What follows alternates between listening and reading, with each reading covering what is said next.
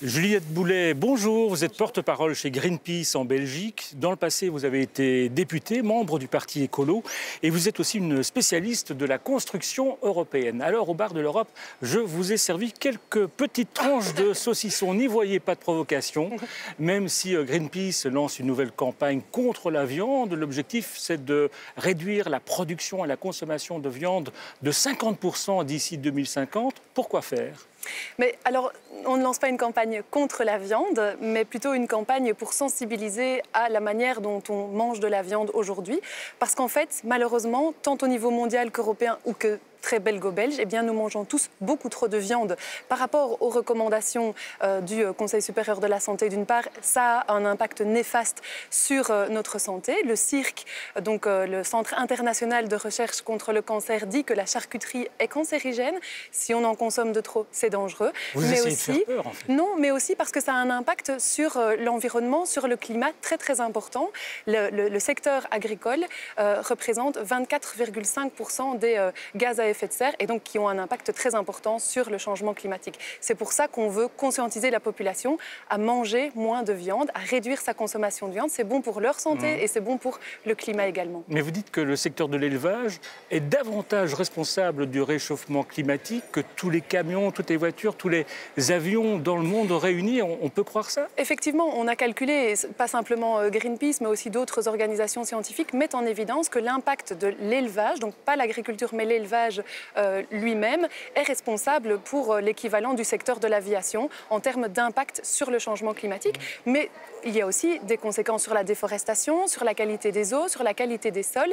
Et donc tout ça fait qu'aujourd'hui, on ne peut pas nier l'impact de la production industrielle de viande, la production industrielle laitière, qui en plus de rendre esclaves aussi beaucoup d'éleveurs et de mettre beaucoup de pression sur les agriculteurs, a aussi un impact sur notre quotidien, notre santé et sur le climat. Mais alors, qu'est-ce que vous dites au petit éleveur qui bichonne ses vaches et qui est fier de sa viande ? Vous lui dites changer de métier ? Je leur dis qu'ils ont fait le bon choix. Les petits éleveurs font le bon choix et nous sommes vraiment aux côtés des agriculteurs qui ont fait ce choix de justement bichonner leur bétail, qui prennent soin d'eux et qui ont choisi aussi, qui ont fait le choix d'une agriculture raisonnée ou, voire même encore mieux, d'une agriculture biologique. C'est vers ça que le modèle doit être orienté. C'est aussi vers ça que la politique agricole commune doit tendre, le respect des petits agriculteurs qui souffrent beaucoup plus des conséquences de l'agriculture intensive, de ces grandes fermes industrielles qu'on voit aux États-Unis, on voit au Brésil, et qui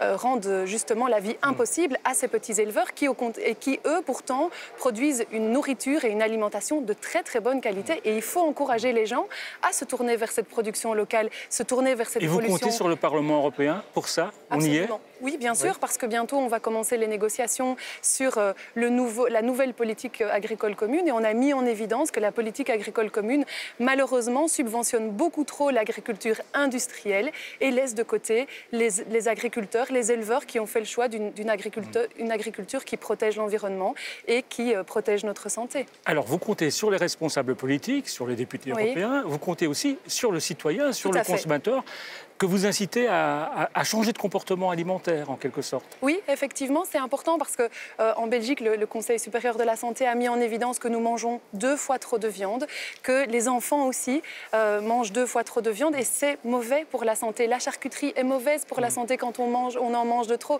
Et voilà, moi j'ai grandi à Bastogne, le pays de la charcuterie. Je sais que c'est délicieux, mais il faut avoir une consommation responsable de charcuterie et de viande en général. Et en plus, aujourd'hui... Mais on ne devient pas tous végétariens. Non, mais il y a des alternatives. Il y a des alternatives à une alimentation avec beaucoup de protéines. Les légumineuses, les oléagineux, on peut aller chercher des protéines partout ailleurs que dans la viande et que dans la charcuterie.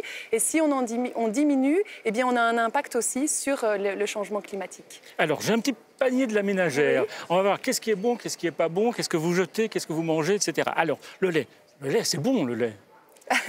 Oui, c'est bon, mais ça dépend d'où il vient et d'où il vient. Est-ce qu'il vient de la Belgique ou d'ailleurs? Et puis, il y a aussi un problème, c'est que le prix du lait n'a pas évolué depuis 60 ans et que ceux qui en produisent, malheureusement, sont souvent endettés et parfois dans des situations très difficiles à vivre économiquement. Et donc, il y a un vrai enjeu autour de la production du lait.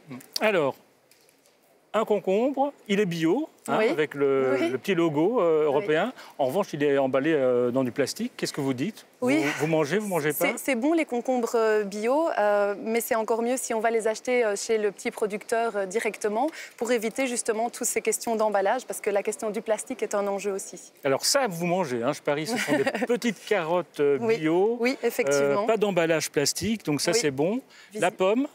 Oui, la pomme aussi. Alors, parfois, il faut être attentif à d'où elle vient et comment elle a été produite, parce qu'il y a aussi la question des pesticides sur les pommes. On en mange tous, c'est notre quotidien, c'est un très bon fruit, mais il y a aussi tout un enjeu là derrière de santé.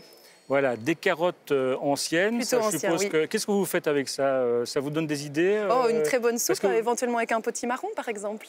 Un petit marron? Un potimarron ou un potiron et des très bonnes carottes anciennes. Alors, salami. Dans un beau petit emballage. Il n'a rien de comestible, malheureusement. Un rapport de Greenpeace a mis en évidence que dans ces charcuteries, il n'y a pas beaucoup de bonnes choses à manger. En plus, il est produit visiblement issu d'une agriculture intensive et donc je n'en ferai rien. Alors ça, c'est tout mignon. C'est pour les enfants, des petites saucisses avec des petits Mickey, d'autres petits personnages populaires. Et ça, c'est vraiment scandaleux parce que là-dedans, il y a probablement une tentative de saucisson de jambon, comme on l'appelle.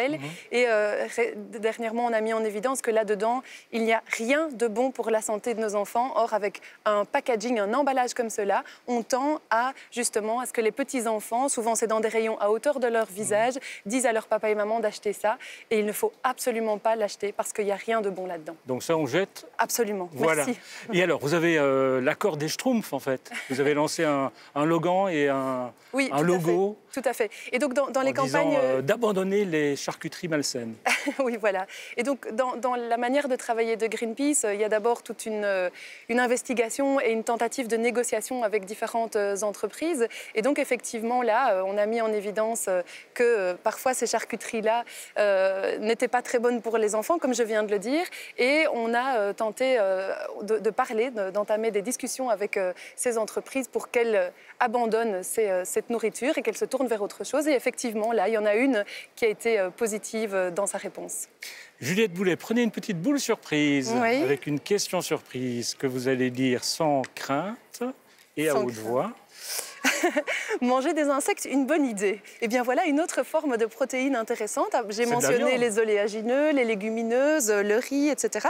Oui, c'est aussi une bonne idée. Je vous avoue que je n'ai pas encore testé, moi, manger des insectes, mais j'ai entendu que c'était en fait assez bon, qu'il y a des petites brochettes d'insectes. Donc peut-être un barbecue d'insectes très prochainement. Merci Juliette Boulet d'être venue au bar de l'Europe. Et allez, quand même, on va prendre une petite rondelle de saucisson. Je vous en prie, vous d'abord.